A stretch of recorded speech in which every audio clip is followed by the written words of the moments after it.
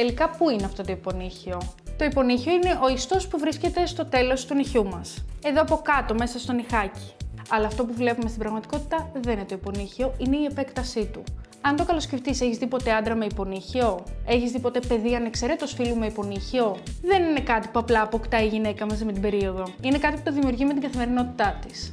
Αυτή η επέκταση δημιουργείται από 3 τραυματισμούς, είτε μηχανικός, είτε χημικός, είτε φυσικός τραυματισμός. Κοιτώντας ένα παράδειγμα για ένα από όλα αυτά, ένας φυσικός τραυματισμός μπορεί να δημιουργηθεί όταν το συνολικό μάκρος που έχουμε στο νυχάκι μας δεν μπορεί να υποστηριχτεί από το νύχι μας. Ξέρεις, αυτά τα τεράστια νύχια, ή ένας χημικός τραυματισμός μπορεί να γίνει είτε από κάποιο απορρυπαντικό, είτε από κάποια λανθασμένη τοποθέτηση υλικού.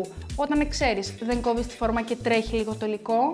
Ανεξαιρέτως αν είναι το υπονύχιο ή απλά η επέκτασή του, είναι απαγορευτικό να κόβεται. Τα νεύρα υπάρχουν ακόμα εκεί πέρα, οπότε είτε θα ματώσει, είτε θα πονέσει, είτε μπορεί να προκληθεί κάποια σοβαρή μόλυνση.